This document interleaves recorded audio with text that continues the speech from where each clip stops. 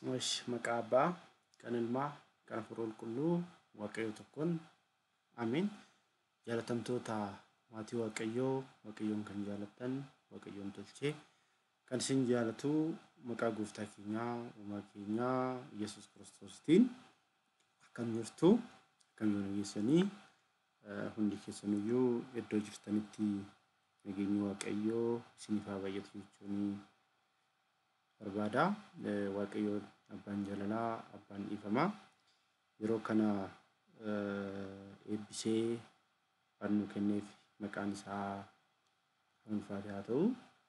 Egaa akka mata dureen guyyaa har'aa wajjin ilaallu akkuma slaayidii kanarratti ilaaltanii mata dureen isaa maal jedhaa deebii Dooktar Gammachuu Magarsaaf jedhaa.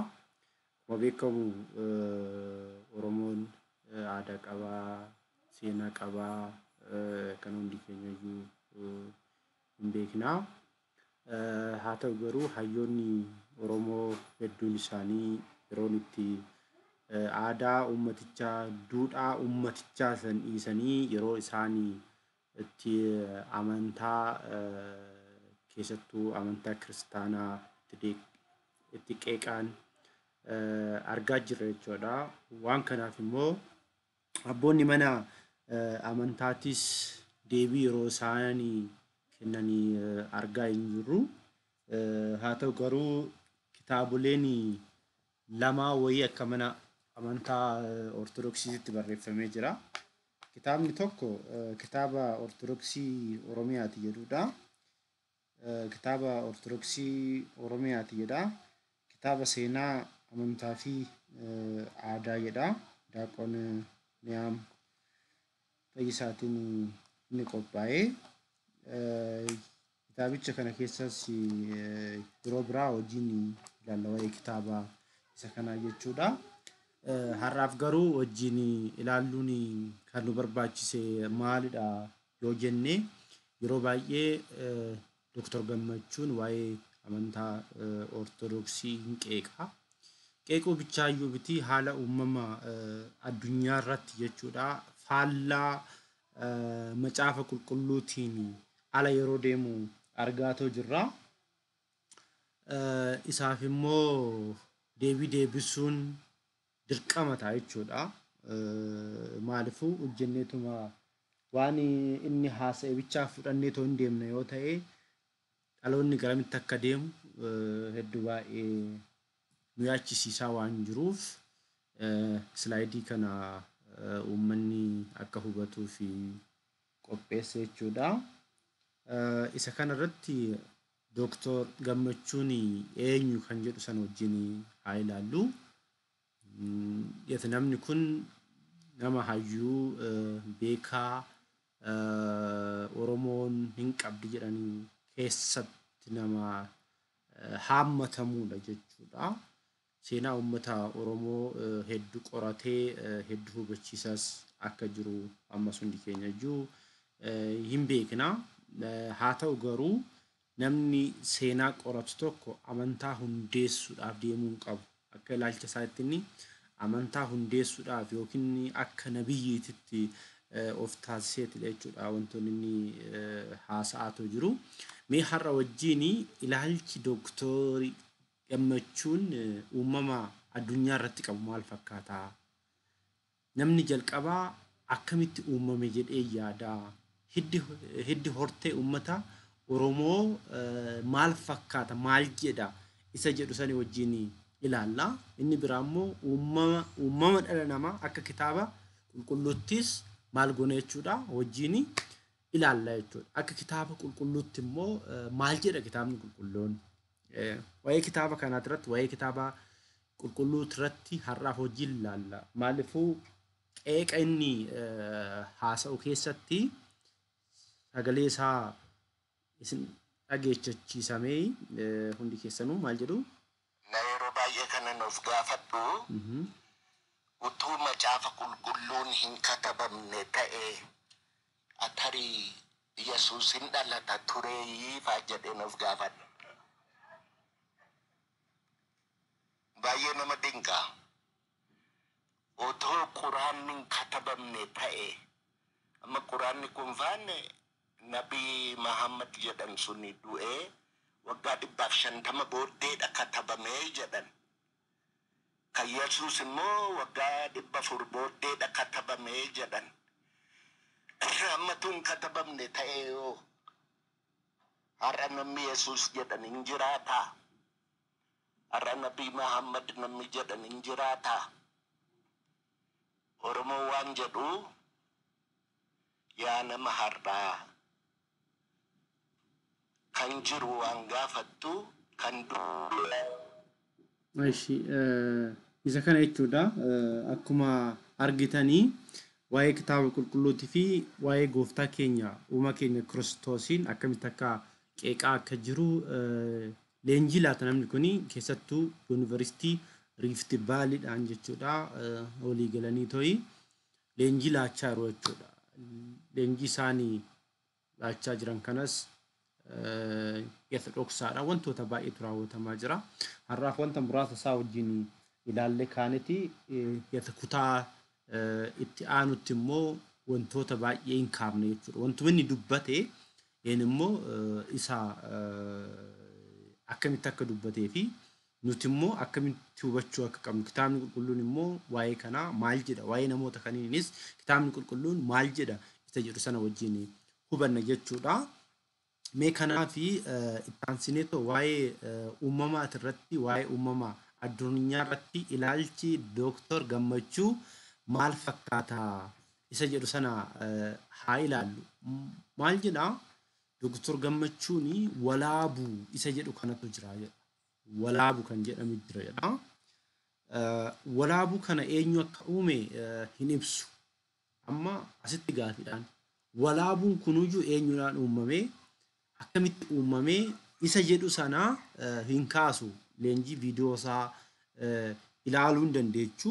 Iskiriinii inni leenjii taasisee irrattananii iskiriinii isaa kana wannoo godhee iskiriin shuutii godhee too amma isinitti mul'isaa too isa jiru kana jechuudha.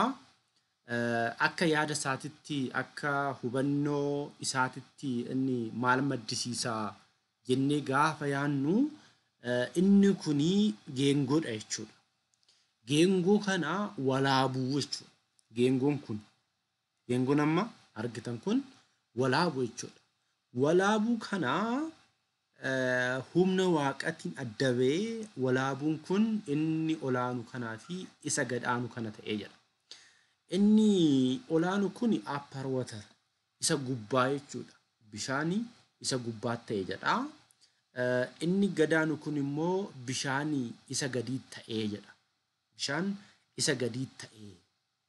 Amma maal jechuudha walaabuu kana waaqni addaan baasee isa oliitii fi isa gadii godhe. Kana jechuun samii fi lafti haala kanaan uumamtee jedheeti haasa'a. Akkamitti hubateedha amma nuti gaafiin keenya dooktoriin kan gaafadhu maal jedhee tan gaafadha.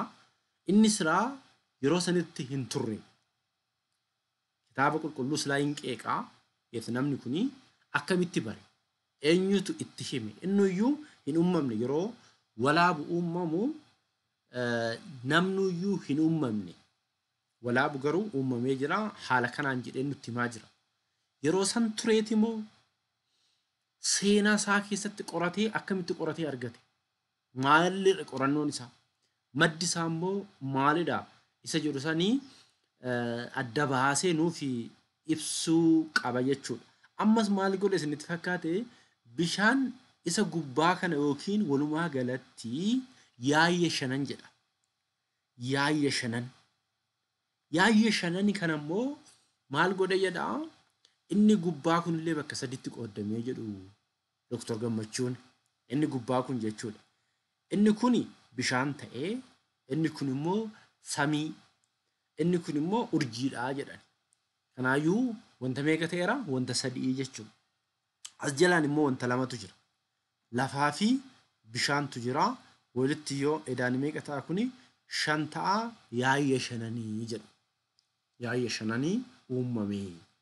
Akkanatti uumamtee addunyaan kuni akkanatti uumamtee jedha. Akka kitaaba qulqulluutti seera uumamaa boqonnaa tokko lakkoofsa tokko irratti waaqayyoon jalqaba lafaa fi samii uumee jedha.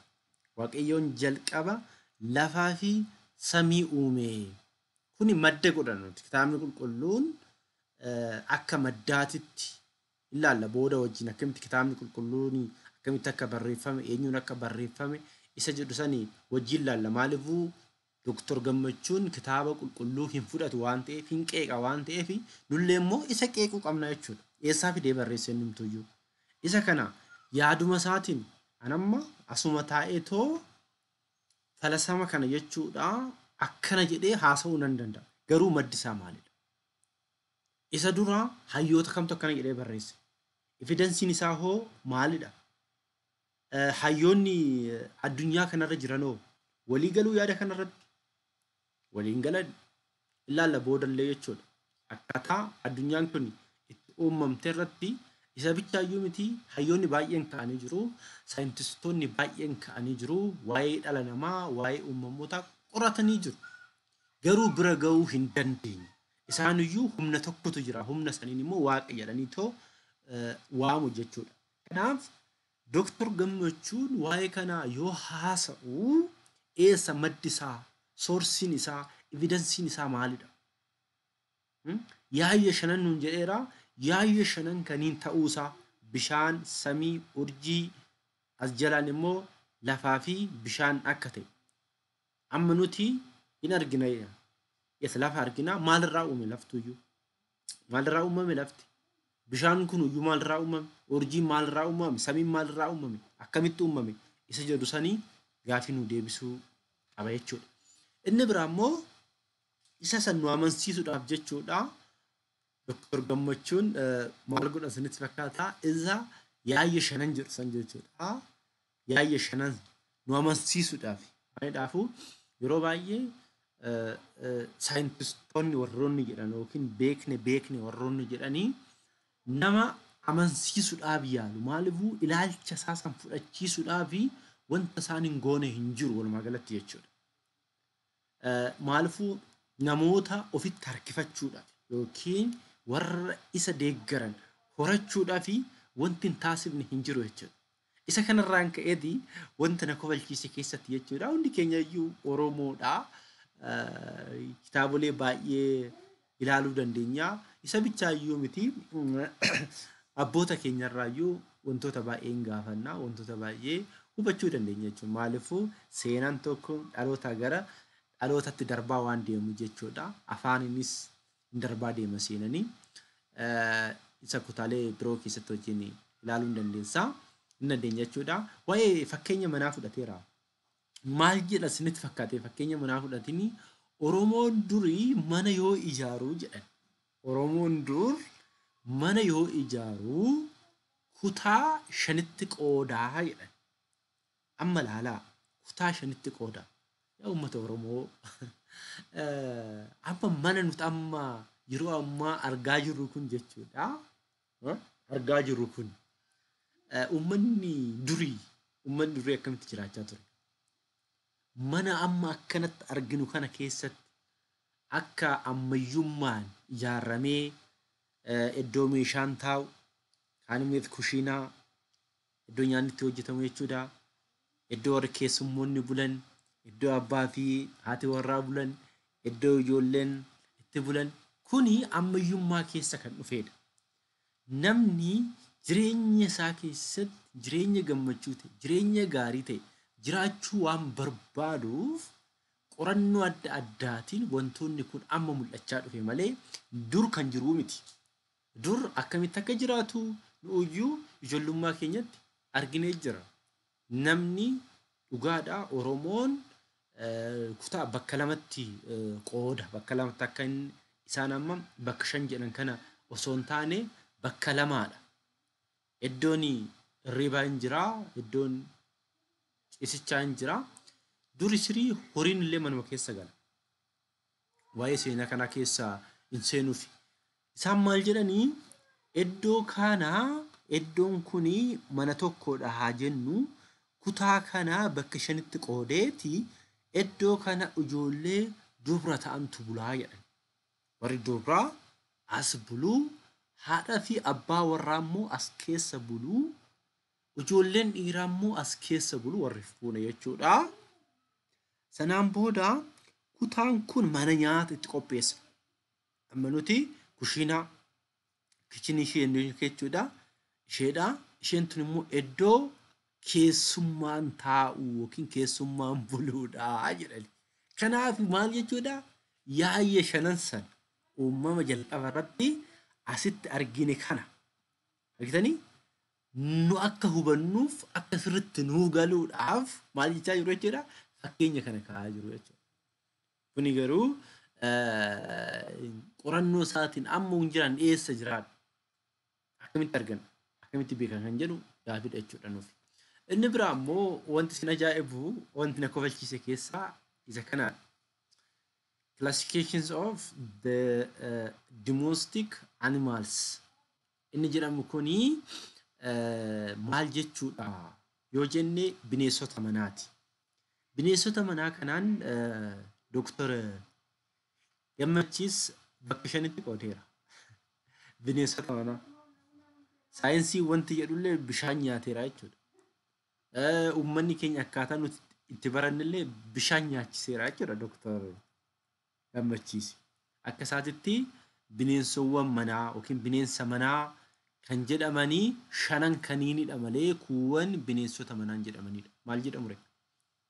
Bineensota bosonaa jedhamu ree? Akkamitti? As keessaa fakkeenyaaf muraasaan bichaa isin haa fudhu. Lukkuun as keessa jiraachuu qabdi.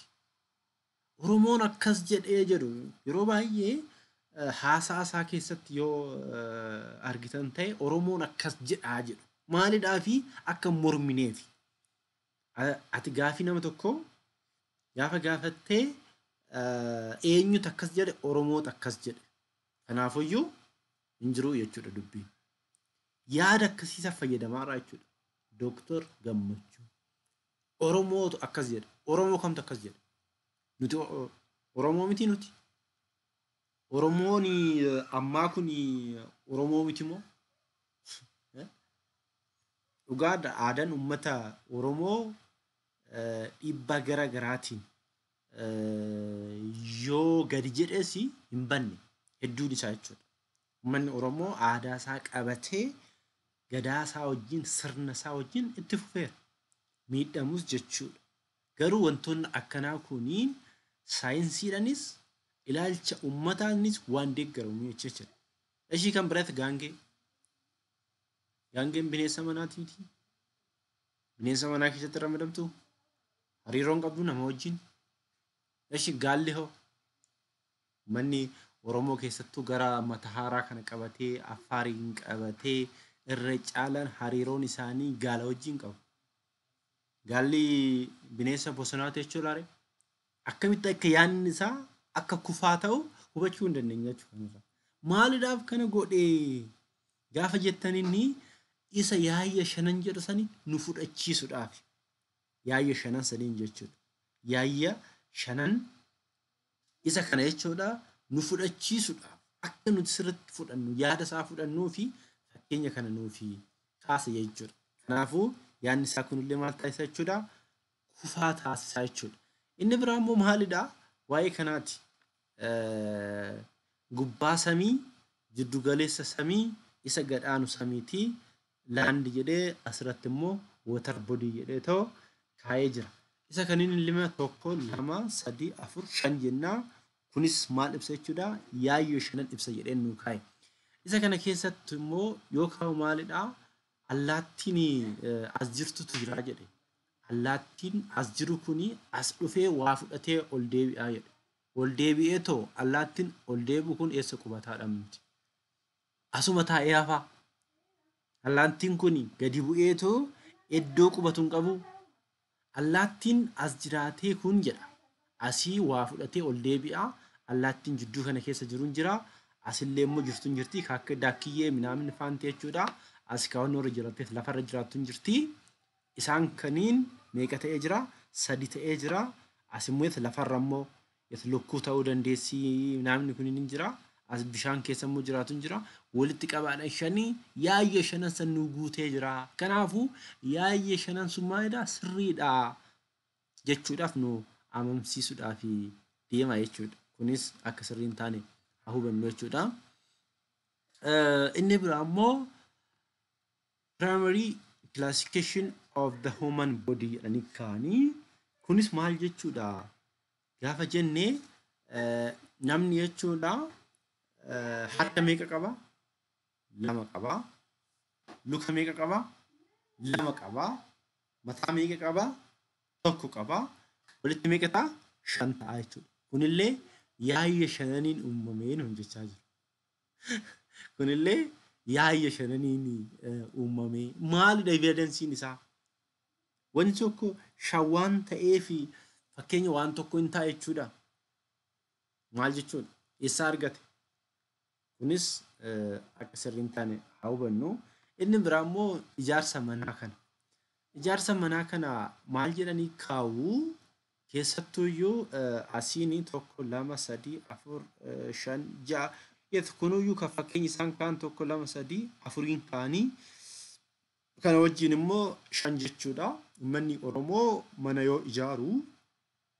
yoo ijaaru jechuudha waan afur kaa jiranii achiin booda immoo jidduu keessa immoo seentarii jechuudha inni dhaabatu yookiin utubaan jedhamuun jira kanaafuyyuu kunillee shanii yaayya shanan nu argisiisa jedhu isin ijoollee baadiyyaatti guddanne isinullee hin beekna akkasittillee manni mulaalee jedhamu tokko hin jira hin beekta yoo ta'e mulaalee inni jedhamu suni kan afur qabu hin jira afur inni qabu hin jira mulaaleen sun immoo utubaa itti lama qaba kanaafuyyuu afur qaba jaha ta'a jechuudha akka doktorii gammachiisitti maalidha Oromoon ammaa kun aadaa isaa waan dagateef Oromoon durii akkasiidhaan hin jedha maaliifuu amma wanta qabatamaan jiru kanaani yaanni isaa waldhaa waan ta'eef Oromoon durii akkasiidha isa jedhu saniini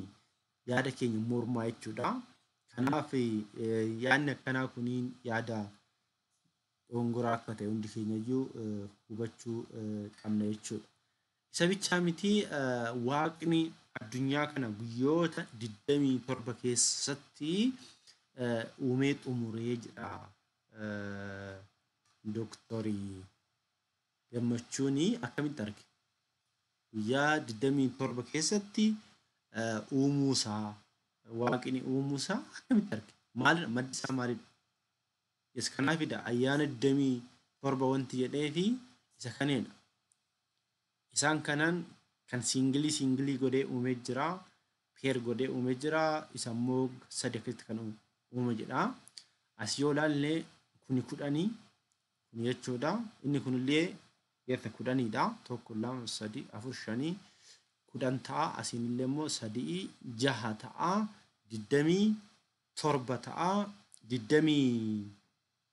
27ffaan nama akkaataa itti uumedha jechuudha guyyaa kana keessattidha addunyaa kana kan uume waaqni jedhee kaa nuti garuu akka kitaabni qulqulluun madda godhannee kitaaba qulqulluu madda godhannutti waaqayyoon addunyaa kana guyyaa jaha keessatti akka xumuree guyyaa gaafa jahaffammoo nama yookiin addaamiin akka uume madda kitaaba qulqulluu godhannee taasifna nuti maddi doktora keenyaa maalidhaan eessaa fide waan akkas jedhee waan fakkeessee haasa'eef akka dhugaa hin taane uummanni hubachuu qaba jechuudha maaliifuu yaada dogongoraa kun deemee hawaasa keessa gaafa seenee rakkisaadha ammatti yoo deebiitti hin laanne ammatti fuuldura yoo hin dhaabbanne rakkisaadha waan ta'eef haala kanaafani viidiyoo kanas wanti hojjechuudhaa fi ifa dhaqeedhaaf jechuudha akka salphaatti wanta laallamuu miti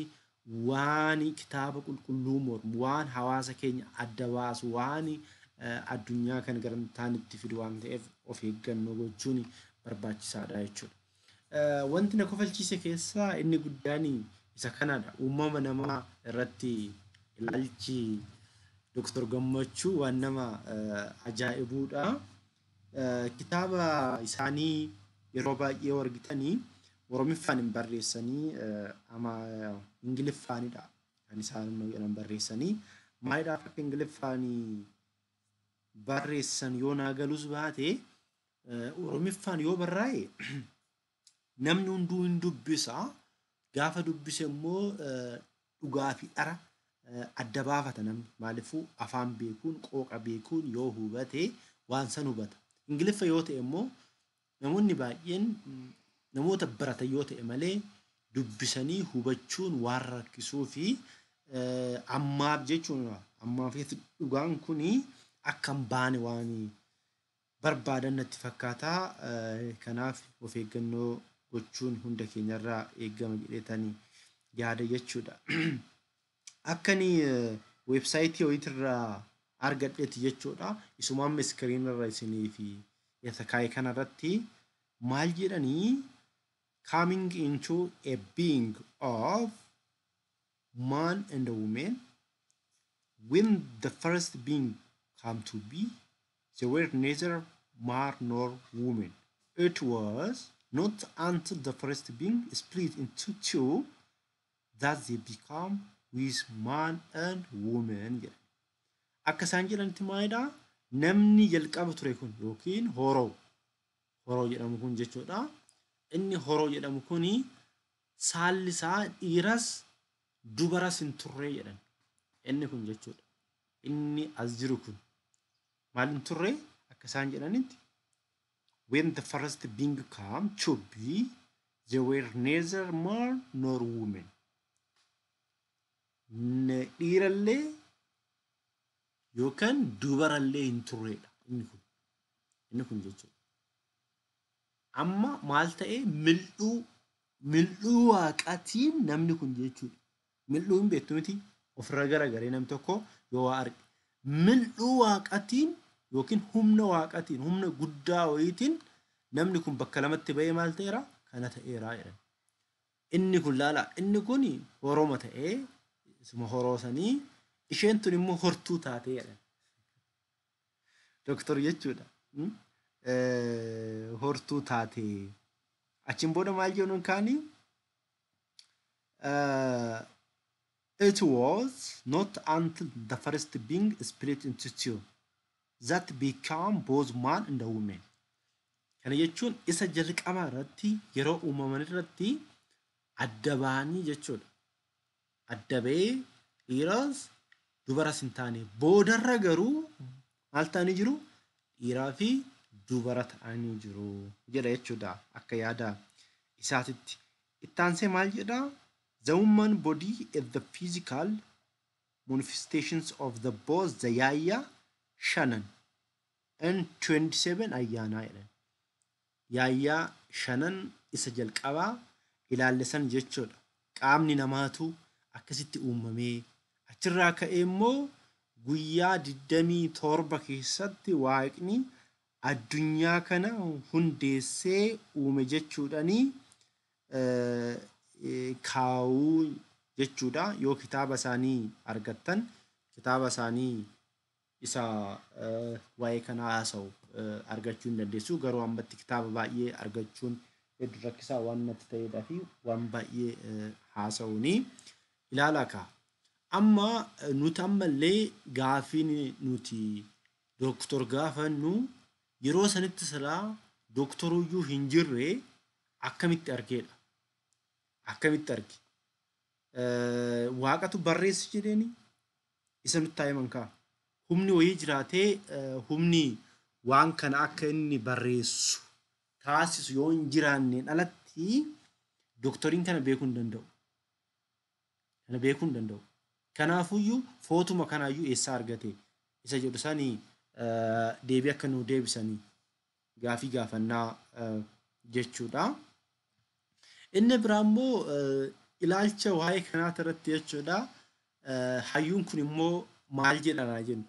Isaaniyyuu akkamitti akka walitti bu'u jechuudha. Yaadumti isaaniyyuu akkamitti akka bu'u.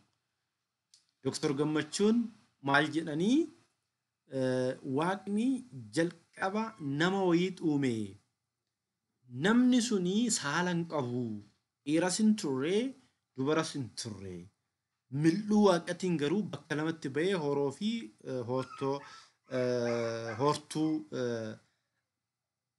akka jedhame jedhanii too yaada isaanii hin kaasu jechuudha. Hayyuun Booranaa immoo abbaa Liban Allaakkee jedhamu. Isaan kuniin hayyuu Booranaati. Maal jedhanii too waa'ee uumama namaatti irratti dubbatanii yoo jennu waaqni ilmee namaa uumee jedhan.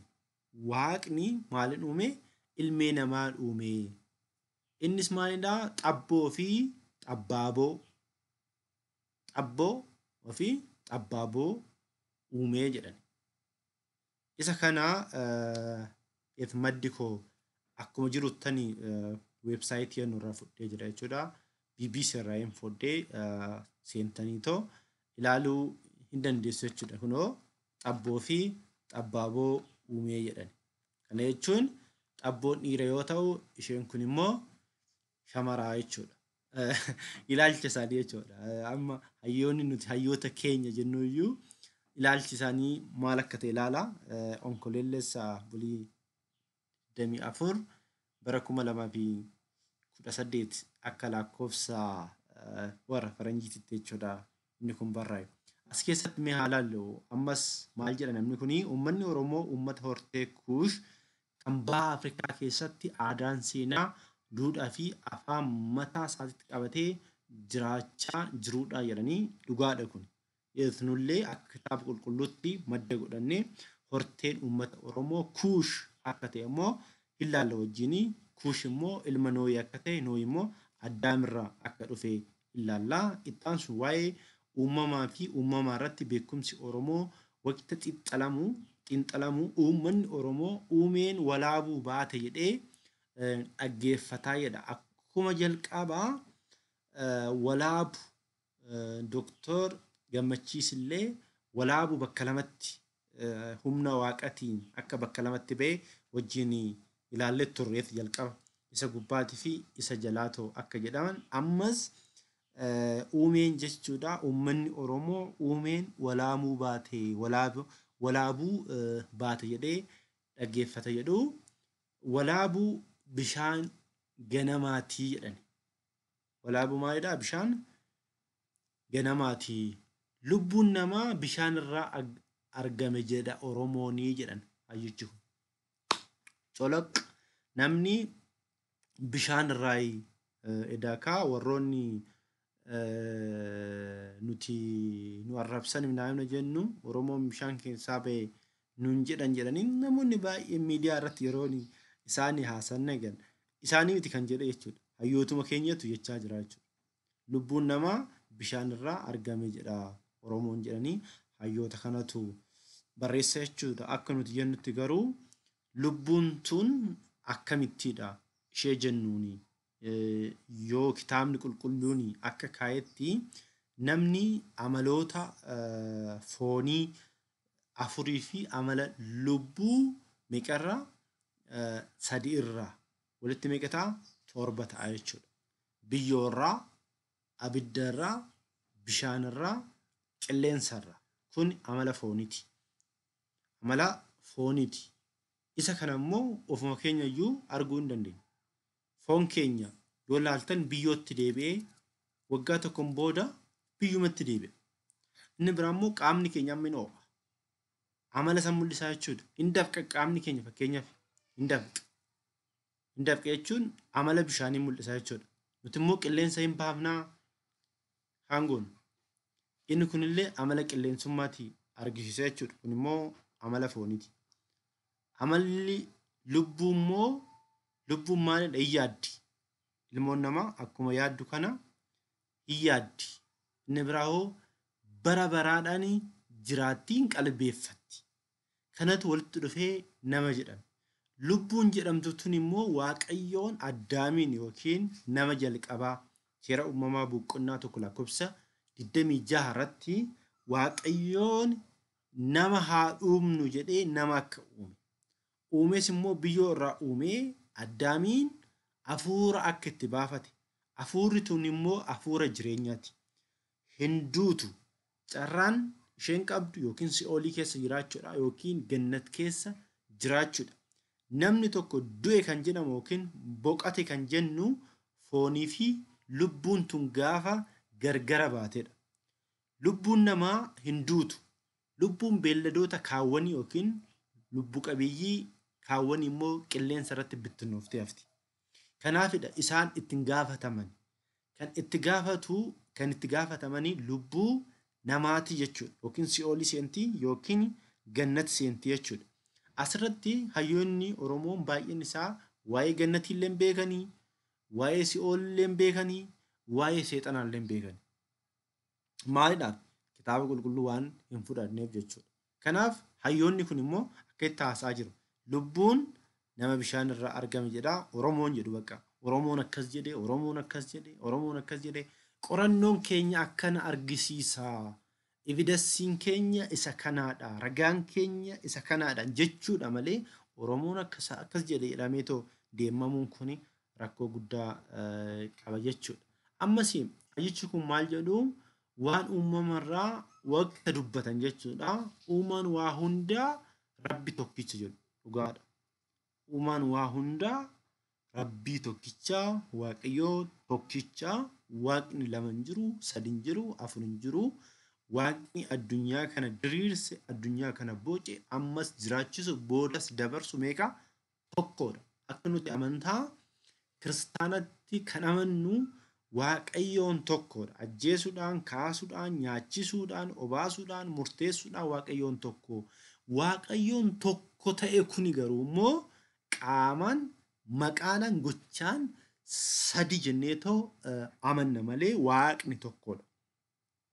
Kanaafidha maqaa Abbaa, Ilmaa, Hafuura Qulqulluu Waaqa tokko wanti jennuuf isa kanaafi jechuudha. Rabbi tokko jechuun Waaqni tokko eeyyenu walii gala kanarratti.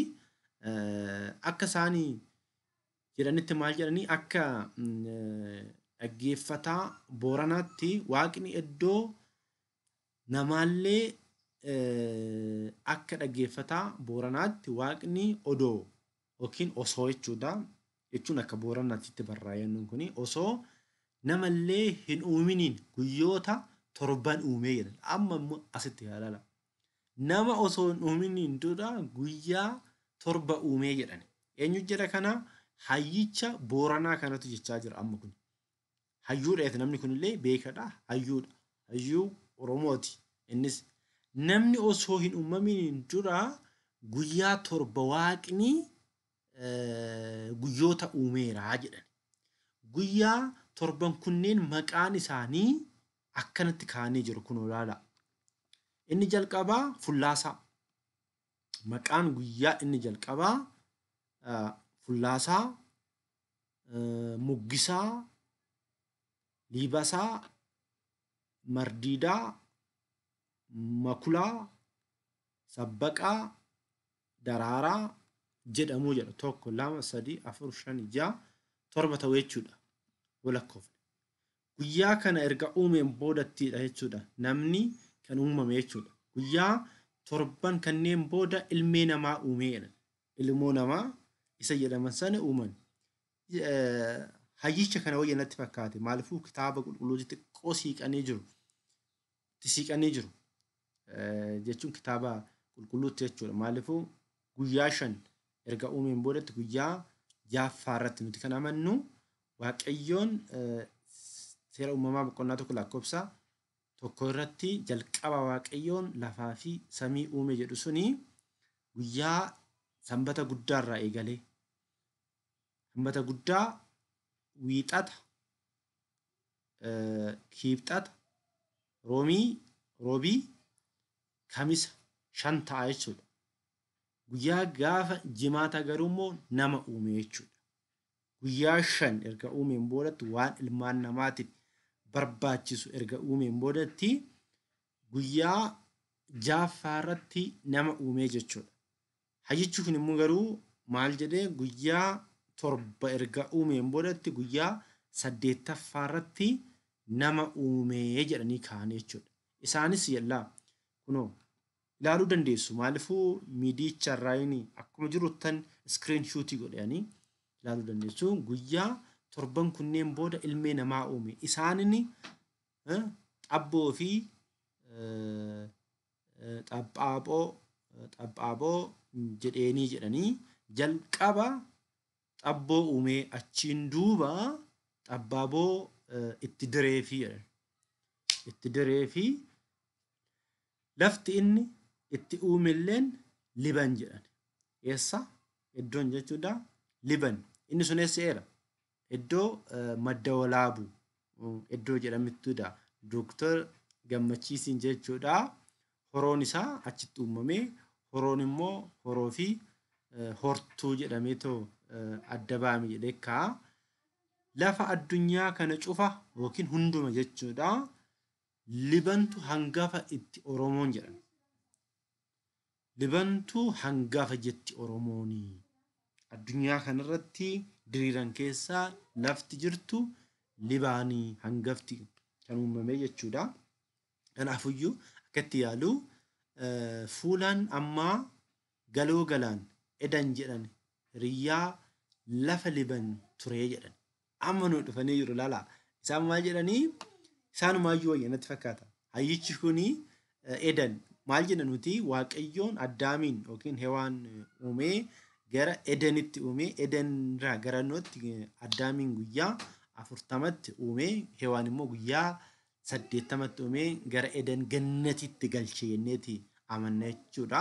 Yeroo kana macaafa kufaalee boqonnaa 9 lakkoofsa 4 irratti argachuu hin dandeenya jechuudha. Bakki kuni oqqollee bishaanillee waan qabuuf Waaqni kanarraa nama uumee jedhan. Maal jechuudha? Laala asirratti maal jedhan? Bakki kuni oqqeelee jechuun biyyoo jechuudha. Hindi immoo bishaanii. Amma hayyichi kuni akka kitaaba qulqulluutti dhiyaachaa jiru. Hayyichi kun maalidhaafi yoo jenne Waaqayyoon jalqaba jenna. Waaqayyo waa'ee uumama ardii kanaatitti kitaaba qulqulluu gaafa dubbifnu jechuudha. Macaafa qulqulluu seera uumamaa jechuudha. Boqonnaa tokko lakkoofsa tokkorraa kaafnee mee ilaalcha nama kanaatiin amma akka walitti dhiyaatu hanga tokko nama kanatu kitaaba qulqulluutitti dhiyaata jedhee yaada. Maal jedhaa? Waaqayyo jalqabatti bantiiwwan samii fi lafaa uume. Lafti bifan qabu onas ture. Callabboo gad fagoo irra dukkanatu ture. Hafuurri Waaqayyoos bishaan irra ni socho'aa ture. Waaqayyo ifni haa ta'u jedhee ifnis ni ta'e. Waaqayyo ifichi gaarii akka ta'e ni arge. Ifichas dukkanichatti gargara ni baase. Waaqayyo ificha guyyaa dukkanichaan halkan jedhee ni moggaase. Galgalas ta'e ganamas ta'e kun guyyaa tokkoffaatti uumame jedha kitaabni qulqulluun. Itti aansee maal jedhaa? Waaqayyo bishaan keessatti bantiin akka waciitii gombifamee tokko haa ta'u. Innis bishaan isa ol hafee fi isa gad hafe gargara haa baasu jedhee jedha. Akka dooktoriin jechuudha. Dooktor Gammachuunis waan kanatti dhiyaateera. Bishaan aappar jedhanii isa gadii jedhanii madduma kitaaba qulqulluu irraa fudhatanii kaanitti immoo booda kitaaba qulqulluu mormanii jechuudha. Kanaaf ilaala kan isa gadi hafee fi isa jedhee Waaqayyo bantii akka waciitii kana itti godhee bishaan bantii kanaan gadi jiruuni bishaan bantii kanaa ol jirutti gargara ni baase akkasumas ni ta'e. Waaqayyo bantii sana samii jedhee ni moggaase isa olii. Galgalas ta'ee ganamas ni ta'ee kuni guyyaa lammaffaadha. Guyyaa lammaffaatti Waaqayyoon addunyaa kana erga uumeen boodatti bishaanicha san bakka lamatti baasee kaan asii ol dabarsee kaan immoo isaa kanaa gaditti akka gadi dabarsee in dubbata jechuudha. Waaqayyo bishaanonni bantii samii kanaa gadi jiran iddoo tokkotti walitti haa qabaman. Lafti inni bishaan irra hin ciifne haa mul'atu jedha. Akkasumas ni ta'ee jedha. Bishaanicha iddoo tokkotti qabee laftis iddoo biraattis maal ta'e hin jiraate jechuudha. Waaqayyo iddoo bishaan irra hin ciifne sanaan lafa bishaanota walitti qabaman sana ammoo galaana jedhee ni moggaase. Kunis gaarii akka ta'e ni argee. Amma immoo Waaqayyo lafti biqilaa haa baasuu, dhaaban akka qomoo isaatti sanyii haa godhatu, mukkeetiin ijaa kennan ija isaanii immoo sanyii of keessaa qaban addunyaa addaan akka qomoo isaanitti lafa irratti haa argaman jedhee. Innis akkasuma ni ta'ee. Lafti biqilaa dhaaba sanyii godhatu akka qomoo isaatti mukkeetii ija kennan ija isaanii ammoo sanyii of keessaa qaban adduma addaan akka qomoo isaanitti ni baase. Kunis gaarii akka ta'e Waaqayyo ni argee. Galgalis ta'e ganamis ta'e kun guyyaa sadaffaadha. Akkasumas Waaqayyo guyyaa fi halkan gargara baasuuf bantii samiitti ibsoonni haa jiraatan. Isaanii mallattooonni baasan waggoonnis ittiin beekaman haa ta'anii. Isaan ibsituu bantii samiitti lafa irratti ifa kennan haa ta'anii jedhee. Innis akkasuma ni ta'ee. Waaqayyo ibsoota gurguddoo lama tolchee. Inni caalu guyyaa, inni isarra xinnaatu ammoo halkan aaboo akka argatan godhee. Urjootas ni tolchee.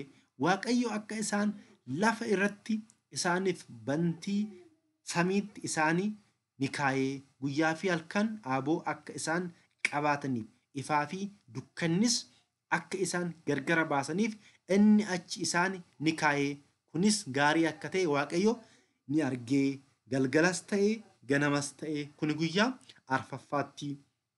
Waaqayyo bishaanonni tuuta lubbuu qabaatanii munyuuqan haa guutanii, simbirri allaattinis bantii samii jala lafa irraa haa balali'an jedhee.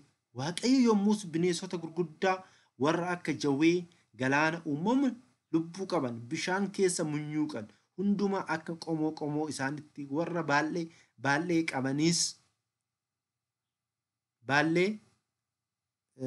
baallee qabanis akka qomoo isaanitti ni uume. Kunis gaarii akka ta'e Waaqayyo ni argee. Waaqayyo horaa baay'adhaa, bishaanota galaanas guutaa, simbirroonni allaattonnis lafa irratti haa baay'atan jedhee isaan eebbisee. Galgallis ta'ee ganamis ta'ee kun guyyaa shanaffaadha. Ammas Waaqayyo lafti waan lubbuu qabaattee jiraattu akka qomoo isaatti horii qa'ee wanti munyuuqan bineensa lafaas akka qomoo isaanitti haa baasu jedhee. Innis akkasuma ni ta'ee. Waaqayyo bineensota lafaa akka qomoo isaanitti, horiis qa'ees akka qomoo isaanitti, wanta lafa irra munyuuqu hundumaas akka qomoo isaanitti ni uume. Kunis gaarii akka ta'e Waaqayyo ni argee. Kana booddee Waaqayyo kottaa akka bifa keenyatti, akka fakkeenya keenyattis nama ni uumnaa. Isaan qurxummii galaanaa irrattis, simbira irrattis, allaattii qilleensa keessa balali'an irrattis, horii qa'ee irrattis, bineensa lafa hundumaa irrattis, munyuuqa lafaa irra munyuuqan hundumaa irrattis mootummaa haa qabaatan jedhee. Egaa Waaqayyo akka bifa isaatitti nama uume, akka bifa Waaqayyootti isa uume, dhiiraa fi dubartii isaan uume. Waaqayyoon isaaniin horaa baay'adhaas lafa guutaa, isaas harka jalaan galfadhaa, qurxummii galaanaa irratti, simbiroota qilleensa keessa balali'an irratti, uumama lafa irra munyuuqan hundumaa irrattis mootummaa qabaadhaa jedhee isaan eebbisee. Yommus Waaqayyo kunoo ani biqilaa sanyii godhatu isa irraa lafa hundumaa irra jiru muka ija godhatee sanyii isaas ija isaa keessaa qabu isiniif kenneera. Isaan nyaatanii isiniif haa ta'anii. Kun kitaabni qulqulluun madda kan godhannu nuti Waaqayyoon akkas jedha jechuudhaan abboonni booda ilaalle waa'ee kitaaba qulqulluu jechuudha. Akkasitti ibsu jechuudha. Kanaaf haala kanaanidha kitaabni qulqulluun kan kaa'u jechuudha. Akkuma hayyichi kun maal jedhanii, bakki kun dhoqqee yookiin biyyoo jechuu dandeenya, bishaanii waan qabuuf Waaqni kanarraa nama uumee jedhan isaan akka dooktorii Gammachiis horoon isaa akka beekamu isa bakka lamatti baasee hin jedhan liban hangafa jetti Oromoon jechuudhaan ibsu jechuudha. Ammas kana lafti Jibuutii as liban kan jedhani abbaa liban hallaakee hangaftummaan liban karaa amantaallee ni dhaggeeffatamaa akka amantaa islaamatti karaan fuula itti deebifatan salaatan yookiin duulatan makkaan walitti liban irraan jira jedhu ni waa'ee biraa akka waan keessa waan seenaniif isaa dhiifnee bira hin dabarra jechuudha. Egaa akka ammaa fi hayyoota lamaan kaniin ilaalchi isaanii akkam akka walitti bu'u dhiisaa waa'ee kitaaba qulqulluu dhiisaa maaliifuu kitaaba qulqulluun isaaniin hin madaalamu waan ta'eef jechuudha. Isaan walumaa galattuyyuu Dooktor Gammachiis gaafiin akka ittiin kaaneef jalqabaayyuu kitaaba qulqulluu fudhachiisa dhabsiisuu yaade akka kitaabni qulqulluun fudhatama hin qabneet akka kitaabni qulqulluun namni cim jedheetuma akkanuma akkuma isaa kanatti jechuudha taa'ee barreessite akka itti yaadee jira jechuudha. Kanaaf walumaa galatti ilaalchi Dooktor Gammachiis fudhatama akka hin qabne dhaloonni ammaa hubachuu qaba jechuudha. Hubachuu qaba. Inni biraa haaluma saayintistiitiin jechuudha warroonni saayinsiituyyuu maal jedhu namni tirannaadhaan har'a ga'ee jedhu akkaataa akkana ture namni nuun jedhu isaan akkas ture kun ilaali isa kana ture kun jijjiiramee kana ta'e akkas ta'eeti nama kana ta'e jedhanii yaadu jechuudha. Homo sapiens jedhudha. Isa kanaadha Homo sapiens Homo sapiens yookiin nama yaadudha. Homo erectus isaan kanaadha. Akkana turree nuun jechaa jiru. Waaqayyo haa galatamu nuti akkana hin turre. Akkanatti deemee ilaala. Isa jalqabaa irratti akkana turedha. Achiin booda tirratee ol ka'eeti booda akkatti deemee jedhu.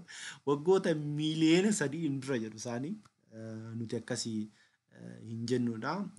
Addunyaan tuni erga uumamteeyyuu miiliyoonayyuu hin guunnee bara kaakuu moofaa keessatti bara 5,500 qabna. Amma immoo 2,015 qabna. Walitti gaafa ida'ame meeqa akka ta'u hubachuu dandeessu jechuudha. Isaanis haala kanaan wanti sin ajaa'ibu saayintistoonni baay'een isaanii waa'ee ilmaan namaati irratti qorannoo adda addaa taasisanii jiru. Keessattuyyuu Luusiyaas kan Afrikaa Itoophiyaa keessatti kan argamtu jedhanii yookiin dinqineesh isheen jedhamtu jechuudha. Qorannoo baay'ee taasisu. Qorannoo baay'een taasisu. Haa taasisan malee garuu maal jedhu የቀድሞ አባቶቻችን ጂንን ishee jennu jechuudha. ጂኖቻችን ስለቀያየሩ ስለ ሰው አመጣጥ የሚተረኩ ታሪክ በጣም የተወሳሰበ ነው jedhamu isaaniyyuu. The history of the human, the organs is complicated jedhu. Beeka wal aadhaadha. Yaadumti jechuudha. Kuni isa kana yoo dhiyeesse inni biraa immoo yaada biraatti dhiyeessa.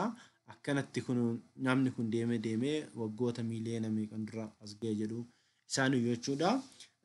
Amma mee warroota kaniin ergaa ilaalleen boodatti kitaabni qulqulluun immoo waa'ee warroota kaniinii maal jedha akka haroo nutti hin taanedhaaf namoonni baay'een keessattuyyuu amantaa ortodoksii keessa warroonni jirru waa'ee kitaaba qulqulluun beeknu akkuma namni dubbatetti haasofnaa yoo argitaniirta nama dooktoriin Gammachiis leenjii gaafa laatuuf namni gaafatu hin jiru harka rukutuu fi kolfuu akkas jechuu bichaadha. Baqeef dhaloonni amma dhaloota of dagate seenaa isaallee hin beeku dhugaallee hin beeku dhiifa manaa godhaatoyyuu baay'ee rakkisaadha.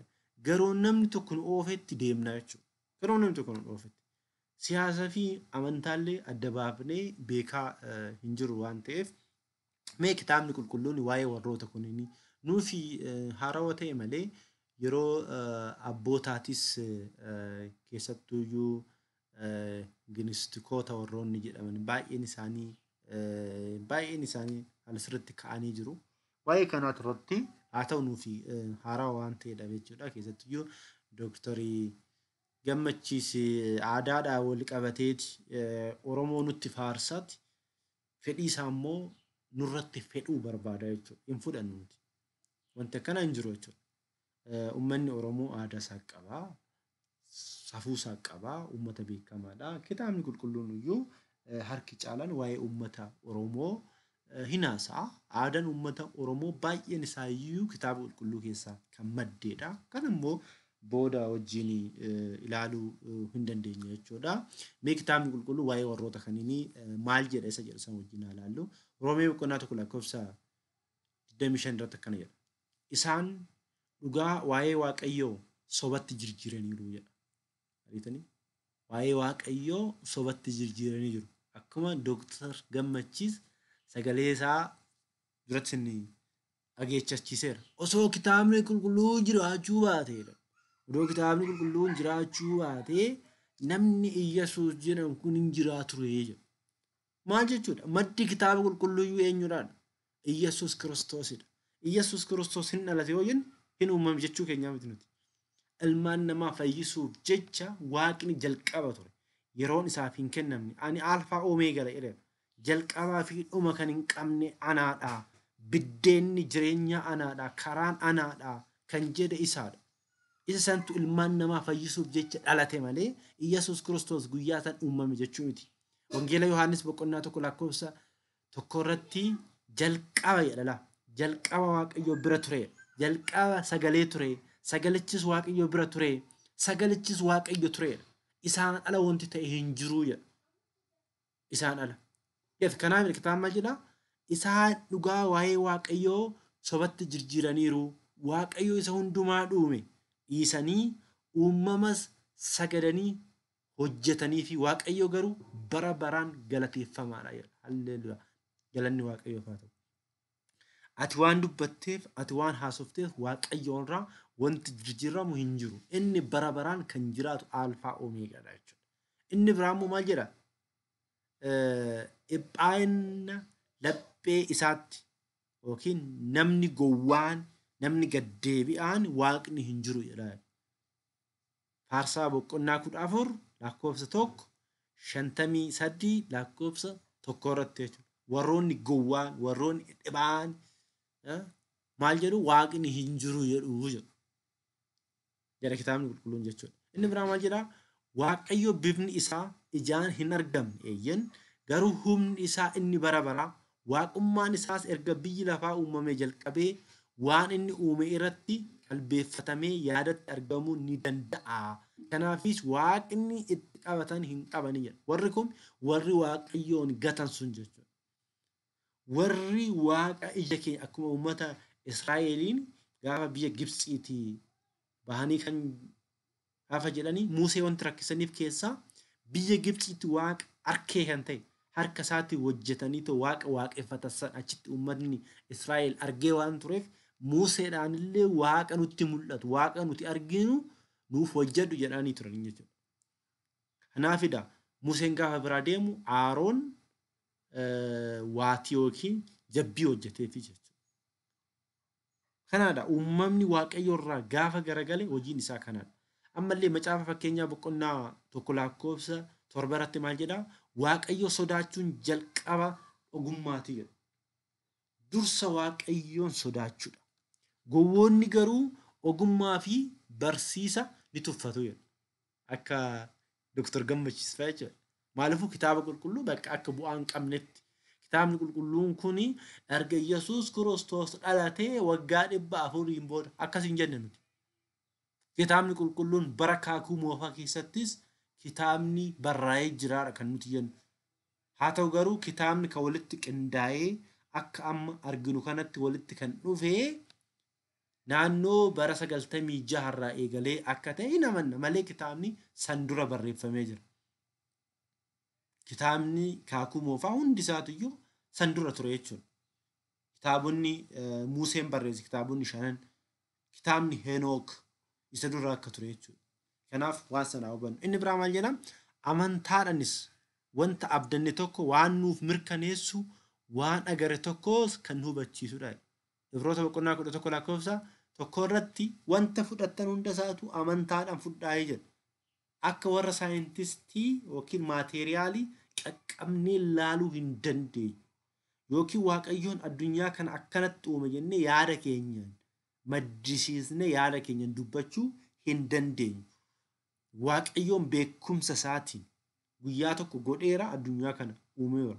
Amanuu fi amanuu dhiisuun mirga keenyaa jechuudha. Inni biraa maal jedha? Amantaan malees waaqayyoo gammachiisuun hin danda'amu jedha.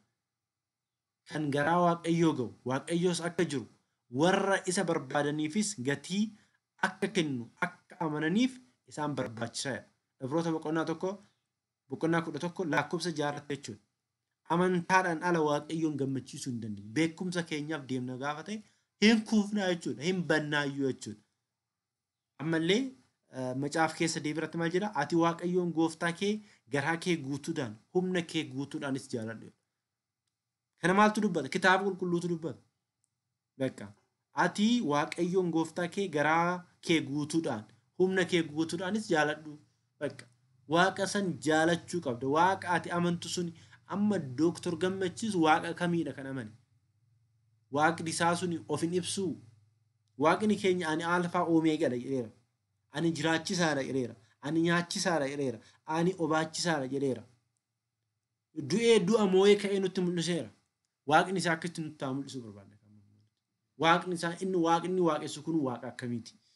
Waaqni inni nutti lallabaa jiru kun waaqa akkamiiti? Waaqni akkanatti horoo uume jedhu kun waaqa kamiidha? Mul'uudhaan uume jedha. Hin argee moo hin jira yeroo san? Kana gaafii keessa galchuu qabna jechuudha.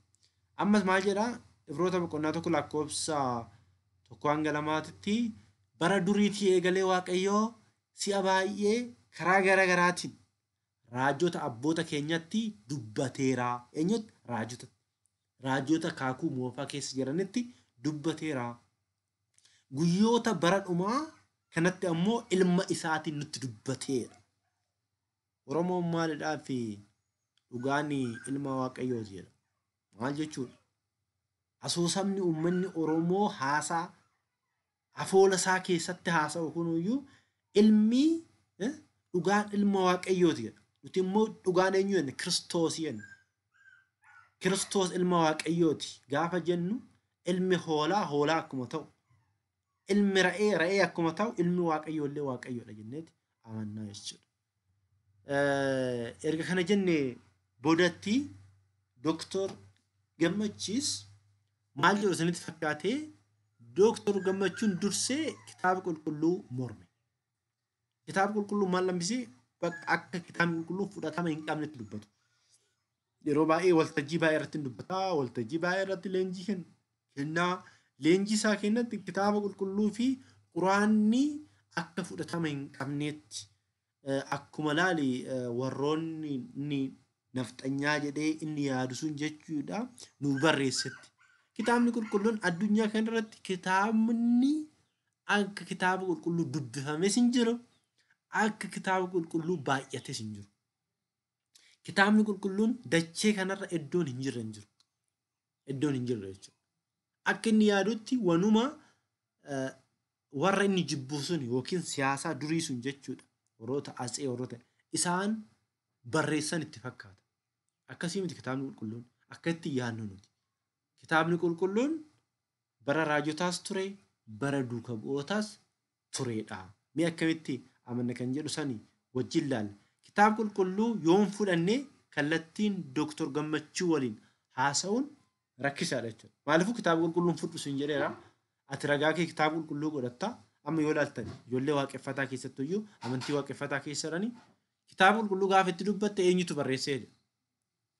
Eenyutu barreessee? Hin argee yeroo san waa'ee uumamaa irratti Muusee akkasii yoon jedhu Museen hin argee yeroo sanitti hin jiraa yeroo sanitti uumamee jiraas hin jedhu. Ofii isaaniitii garuu immoo hin barreessu jechuudha.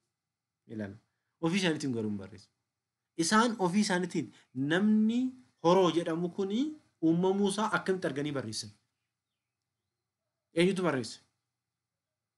Walaabu bakka lamatti ba'uu kana akkamitti arganii barreessan? Nuti immoo maal jennaa? Maal akka jennu wajjin ilaalla. Kanaaf innis maqaa uummata Oromoon daldaluu barbaade. Eeyyan dhugaan Oromoon akkas jedhee jedha. Oromoo kamtu akkas jedhe? Oromoo kamtu akkas dubbate? Nuti Oromoo miti moo Oromoon isa bichaadha? yookiin namni tokko kiraateeriyaan Oromoo ittiin jedhamu yoo jiraate nufillee haa ibsan jechuudha. Namni aadaa uummataa qoratu waa'ee amantaa keessa seenus hin qabu akka seeratti jechuudha. Kan qorattu ati waa'ee aadicha uummata saniidha. Amantaa namni kan barbaade lubbuu isaatiif fudhatudha. Aadaan immoo jiruu fi jireenya addunyaa kanarratti taasiftu keessatti taateewwan ta'eewwan taasiftu aadaa kee yookiin calaqqistuu keeti jechuudha. Eenyummaa kee kasii ibsanidha jechuudha. Malee mootummaa waaqayyoo na dhaalchisu jetteeti miti. Aadaas kan raawwattu. Kanaaf amantaa fi aadaas waliin dha'uu hin qabnu jechuudha. Ragaan Dooktor Gammachuun dhiyeessu baay'een isaa oduu durii fakkaata. Eeyyan dhugaadha. Oduu durii fi jibbiinsa irratti kan hundaa'edha jechuudha. Baay'een isaa jechuudha. Kanaafiyyuu fudhatama hin qabu jechuudha yaadni isaa. Gaafiin akka ittiin kaane maal godhu Oromoon akkas jedhe jechuudhaan deebii haguuguu barbaadu jechuudha. Oromoon akkas jedheera bakka Oromootu jedhe kanaafuu yookiin fudhataa yookiin hin dhiiftaa jechuudha. Kana jechuun ammoo annaa miti Oromootu jedhee jechaa jira jechuudha. Adeemsi akkanaa uummataan daldaluu fakkaataa. Yeroo dhiyeessu akka waan qaaman jiru fakkeessa dhiyeeta. Akkas jedha. Ofiisaatii akka waan argeetitti dhiyeesse. Gaafiin gaafa itti ka'u immoo maal jedha namni kuni Oromootu akkas jedhe jechuudha. Uummanni Oromoo jaarraa hedduuf cunqurfamaa, dhiibbamaa, miidhamaa akka ture hundi keenya iyyuu hin beekna. Kuni waan gaafii kaasuu miti garuu waan hin taane immoo gara uummataatti fiduun barbaachisaa miti jechuudha. Mee kitaabni qulqulluun maalidha?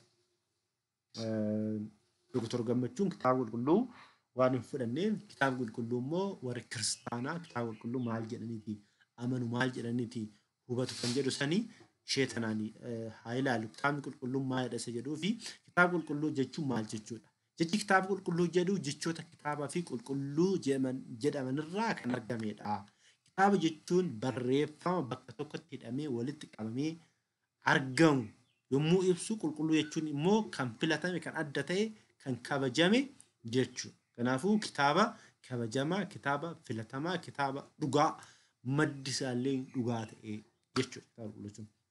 Kanaafuu kitaaba qulqulluu jechuun barreeffama walitti hidhamee yookaan walitti qabamee argamu barreeffama kabajame, barreeffama filatame, barreeffama adda ba'ee jechuudha. Addunyaa kanarraa adda ba'ee waa'ee jireenyaa kan haasa'u jechuu kitaaba qulqulluu jechuun. Kitaabni qulqulluun maaliif qulqulluu jedhame wanti jedhamani isaan kan wajjin ilaalla. Inni jalqabaa argamsiisan kitaabaa kan Waaqayyo gooftaan qulqulluu waan ta'eef. Waaqayyoon amalummaa isaatiin qulqulluudha. Waaqayyoodhaaf kunin xureessaa akkas hin jedhamu. Waaqayyoon amalummaa isaatiin qulqulluu waan ta'eef maddi kitaaba kanaa kan kitaaba kana argamsiise abboota irra bulee abboonni akka barreessan kan taasise Waaqayyoodha waan ta'eef kanaaf kitaaba qulqulluu jedhame jechuudha. Namoonni qulqulluun hafuurri Waaqayyoo durfamanii kan barreessan waan ta'eef. Namoonni qulqulluun yoo jennu maal jechuudha? Namoota abboommii Waaqayyoo eeganii Waaqayyoodhaan jaalataman isaan santu Waaqayyoon yookiin hafuurri Waaqayyoo isaan irra bulee akka barreessan taasisan jechuudha. Inni biraa immoo namoota gara qulqullinaatti waan geessu waan ta'eef.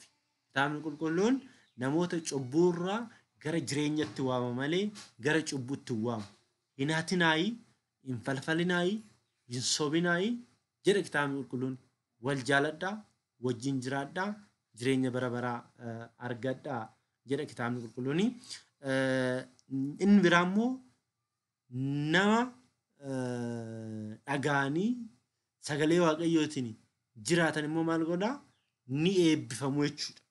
Hin qulqullaa'uu jechuudha namoonni sun. Kanaaf ilmaan namaa osoo hin uumamin dura haala jiru mirkaneessee waan dubbatuuf kitaaba qulqulluu sobarraa adda ta'e kitaaba dhugaa akka ta'edha.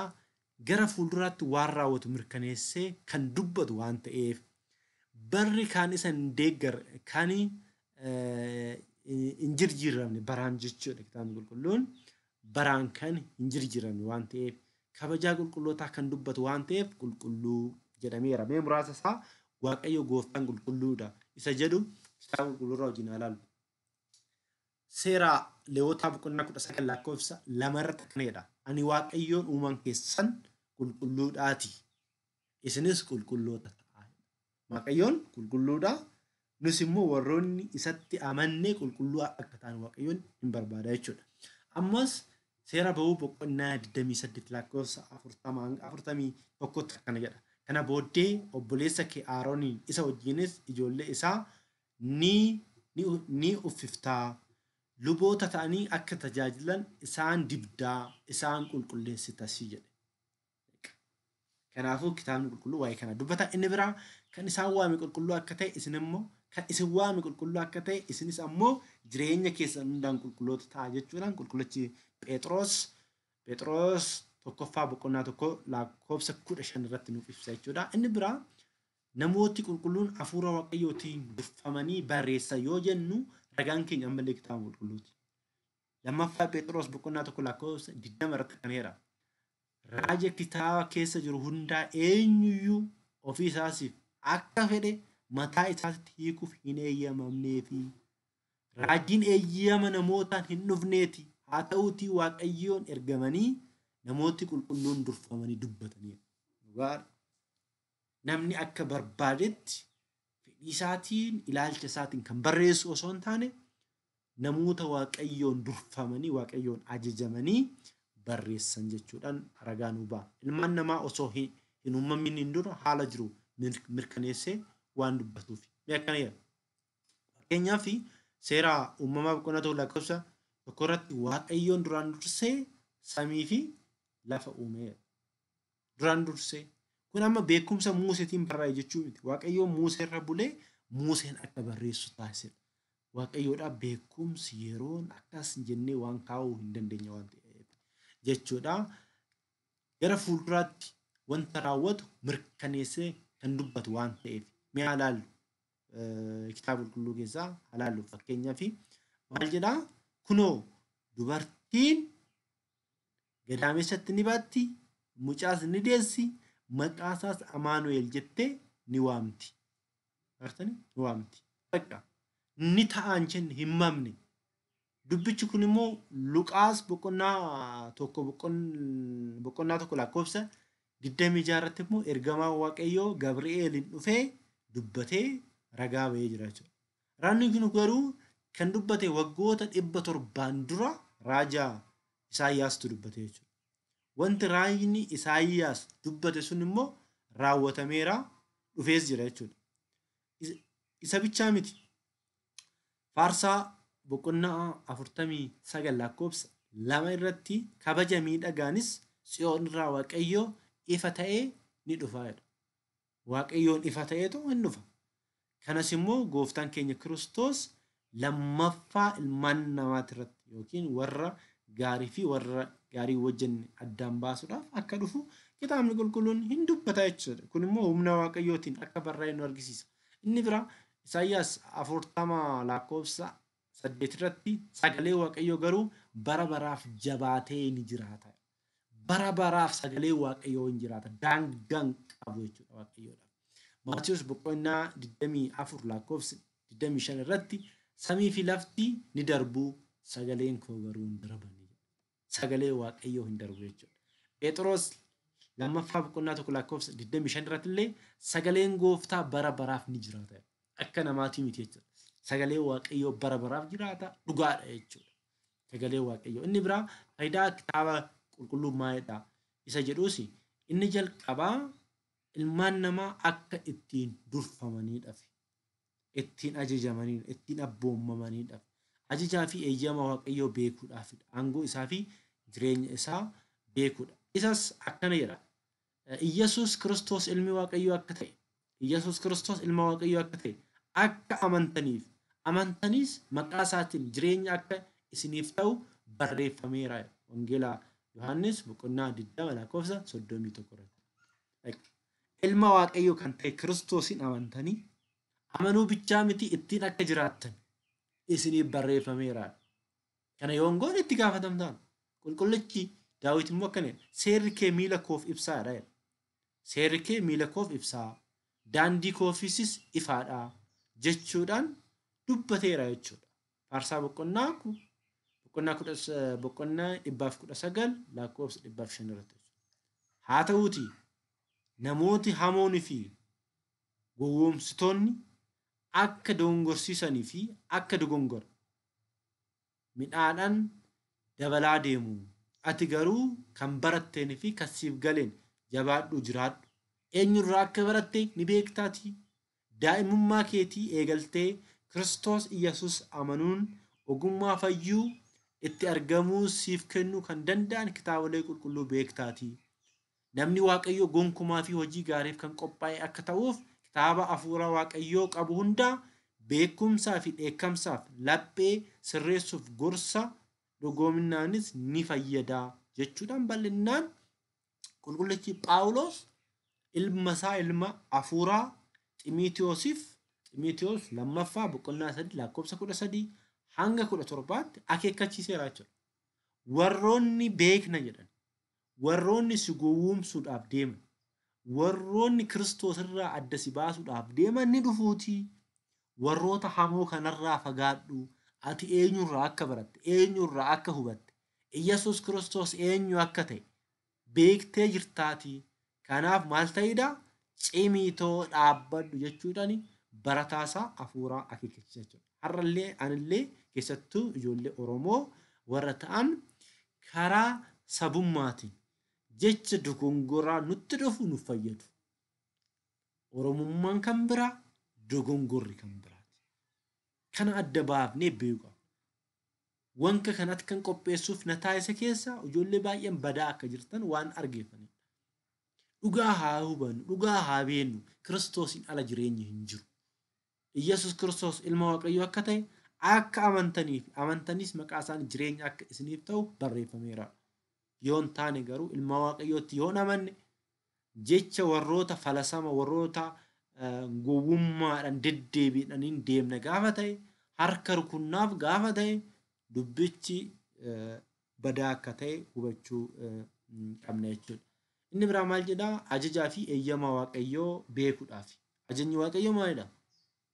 Waaqayyoon kakuu moofaa keessatti abboommiiwwan kurnan kennee jira.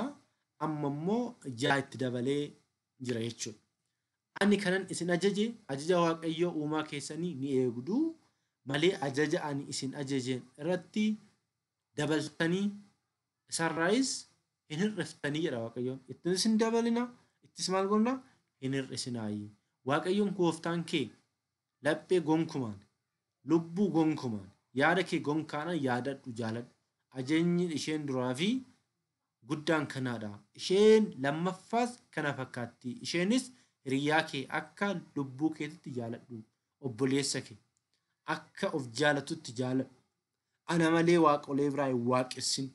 Anaan ala uumaan biraan jiru. Kana beekii jedheera Waaqayyoon. Ammas maal jedhaa? Isaan kan amanu hundi jireenya bara isaan kan amanu hundi jireenya bara baraa akka qabaatu malee akka hin banne Waaqayyo ilma isaa tokko hanga kennutti addunyaa akkasumaan jaalateeraati. Addunyaan ilma isaan akka fayyu malee addunyaatti akka murteessu Waaqayyo gara addunyaatti hin ergineeti yookiin hin dhufneeti. Gooftaan keenya Iyyasuus Kiristoos ilma Waaqayyoo jiraataa bara baraa ta'uu amannee isaan yoo deddeebineen alatti jireenya bara baraa argachuu hin dandeenyu. Kanaaf ilma Waaqayyoo gara addunyaatti dhufe kana amanuun dirqama keenya ta'a jechuudha kiristaanota. Kanaaf inni sadaffaa aangoo isaa fi jireenya isaa beekuufi. Aangoo Waaqayyoo maal jedha? Faarsaa boqonnaa 134 lakkoofsa 6 irratti samii irratti, lafa irratti, galaana irratti Waaqayyoo kan jaalate hundaa taasiseera. Waaqayyoo kan jaalate hundaa taasise. Kanaaf Waaqayyoon kan jaalatu ni jaalanna. Waaqayyoon immoo kan jibbu maal goona? Hin jibbina jechuudha. Hin jibbina jechuudha. Ammas akkana jedha. Yommuu jennu taayitaa aangoo Waaqayyoo argisiisa jedha. Inni jalqabaa lubbuu koo kaasuuf jiraachisuuf ani eeyyama koon nan jiraachisa malee anarraa eenyuyyuu hin fudhatu. Jiraachisuufis aangoo qabu, kaasuufis aangoo qabu, aangoo kan qabu ana jedheera gooftaan keenya Kiristoos maqaa isaatiif galanni haa ta'uuti. Waaqayyoo teessoo ulfinna isaa samii irratti qopheessee mootummaa isaas hundumaa ni baatti jedha. Samii gaafa jennu teessoo gaafa jennu Waaqayyoodhaaf iddoon as jira as jirta hin jennu. Waaqayyoon guutuudha. Addunyaan kun harka Waaqayyoo jirti. Teessoo samii kan jedhame kabajaa Waaqayyoo argisiisa jechuudha. Waaqayyoon uumamaa ol ta'uusaa, Waaqayyoon waan hundaa ol ta'uusaa argisiisa jechuudha. Kitaaba qulqulluun eenyutu barreesse isa jedhu immoo barreessitoonni kitaaba qulqulluu Waaqayyoon kan ergaman namooti qulqulluudha. Baay'inni isaanii 40 ga'u jechuudha. Hanga 40 ga'u. Namoonni qulqulluun kitaaba qulqulluu barreessanii hojii fi jireenya adda addaa keessa akkasumas bara adda addaa fi iddoo adda addaatti barreessan jenna malee nuti kitaabni qulqulluun samiidhaa bu'ee hin jennu nuti. Garuu bara adda addaatti kitaabonni biyyoota adda addaatti iddoo garaagaraatti barreessan. Haa ta'uutii hundinuu barreessa jedhamanii kan barreessan keessatti hojii baraan jiraatan iddoo itti jiraatan kitaaba qulqulluu keessatti ergaan isaa tokko kan isa tokko wajjin kan walitti hin faallesne waan taasiseef Waaqayyo ajaa'iba ta'uusaa nu argisiisa. Barreessitoonni jidduudhaa luboonni, raajonni, mootummoonni fi qonnaan bulaanii ni argamu jechuudha. Waaqayyo warroota jaalate irra bulee kitaaba qulqulluu maal godheera akka barreessan taasiseera. Waa'ee namoota qulqulluun kitaaba qulqulluun barreessan kana muraasa isaa ilaallee kaaniiti har'aa fi kutaa isa jalqabaa hin dhaabna jechuudha. Maal jedhaa Ermiyaas boqonnaa 1 lakkoofsa 10 irratti kunoo sagalee koo jecha koo afaan kee keessa nan kaa'aa jedha Waaqayyoon. Sagalee koo jecha koo dubbii koo afaan kee keessa nan kaa'aa. Isin booda maal gootaati hin barreessitaa. Akkasitti jechuudha kan boonni barreessan. Inni biraa kirtiisaa kitaaba tokko fudhadhu. Kirtiisaa kitaaba tokko fudhadhu.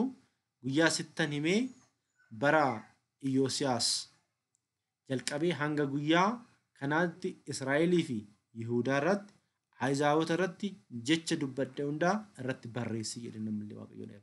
Waaqayyoon akkamitti akka abboota ergaa akka jiru jechuudha. Isa biraatii miti kan argitu kitaaba barreessiti. Kan argitu kitaaba barreessiti gara Efesoonii fi Sarmaaniyaas gara Pargaaminos gara Xiyaaxiroonis gara Sardeesis gara Falidaaliifees gara Ludooqiyaas Eesiyaa warra jiran gara mana kiristaanota torbaniitti ergittiin jedhe Waaqayyoon. Akkana jedhii barreessi akkanatti ergi jechuudhaan Waaqayyoon ajajeera. Yoomii fi eessatti barreeffame isa jedhuun haalalluu kitaabni qulqulluun namootii adda addaan akka barreeffame hundaa barrii fi bakki itti barreeffames garagara akka ta'e. Kitaabni inni jalqabaa kitaabni Henook yeroon itti barreeffame bara 1486 addunyaan erga uumameen jalqabee yommuu lakkaawwamu mul'anni Yohaannis hangi barreeffame bara 90 meeqatti jechuudha 8tti bara araaratti itti barreeffamedha jechuudha. Kanaafuu kitaaba qulqulluu barreessuuf waggoota 4,100 ol kan fudhatedha jechuudha. Uumama akka kitaaba qulqulluutti isa jedhu yeroo biraa wajjin ilaalla jechuudha. Walumaa galatti guyyaa har'aa kan nuti wajjin ilaallee waa'ee hayyoota lamaanii wajjin ilaaluu keenya yaadattu Dooktar Gammachiisii fi hayyicha Booranaa kana jechuudha. Yaadni isaaniiyyuu akkamitti akka walitti bu'u waa'ee uumamaa irratti yaadni isaanii qaban maal akka ta'e ragaadhaan yookiin yaadumti isaanii akka walitti bu'u ilaallee akka jirrudha jechuudha. Amma mata dureen keenya waa'ee kanaa irratti kaafnee itti aansee Waaqayyo yoo jedhe Addaam eenyu Noohii fi ijoollee isaa hidda uummata Oromoo kan jedhu immoo yeroo biraa wajjin ilaallaa jechuudha.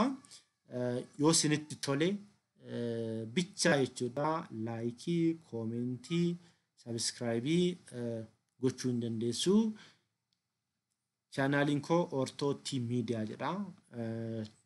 Teelegiraamii irratti immoo Faayisaa Addunyaa isa jedhuun naqunnamuu hin dandeessu. Waaqayyoon abbaan jaalalaa, abbaan dhiifamaa hunda keenyaafuu hubannoo nuuf haa laatu isa dhugaa ta'een dhugaa isa soba ta'een immoo soba jennee deemuu qabna malee sobaanii deemuu akka hin qabnee fi wantoota kanaan wal qabachiise immoo hubannoo nu barbaachisa waan ta'eef haala kanaan itti fufnaa. Waaqayyoon abbaan jaalalaa abbaan ifamaa hunda keenya wajjin haa ta'u har'aan nu ga'ee jira. Boruunis akka nu ga'u abdii keenya jechuudha. Maaliifuu wanta kamiyyuu haa hojjennu umrii nuti jiraannu keessatti waaqayyoon yoo nu wajjin hin jiraatini wanti hundi isaatiyyuu gaafii keessa seena waan ta'eef hundi keenya kitaaba qulqulluudhaan keessattuyyuu ijoolleen ortodoksii hanqinni keenya guddaan maalidha? Kitaaba qulqulluu hin dubbifnu, kitaaba qulqulluuyyuu hin qabnu. Kun baay'ee rakkisaa waan ta'uuf afaan sababanna. Haa ta'u garuu kitaabuma kana duraayyuu barreeffamanii jiran osoo bitannee osoo sirriitti dubbifnee waan gaariidha. Wantuu namni jedheen booma namni akkuma bishaanii jechuudha. Booyi namni baase keessatti deemuu hin qabnu jedha. Waaqayyoon abbaan jaalalaa hunda keenya wajjin haa ta'u. Nagaan naaf tura.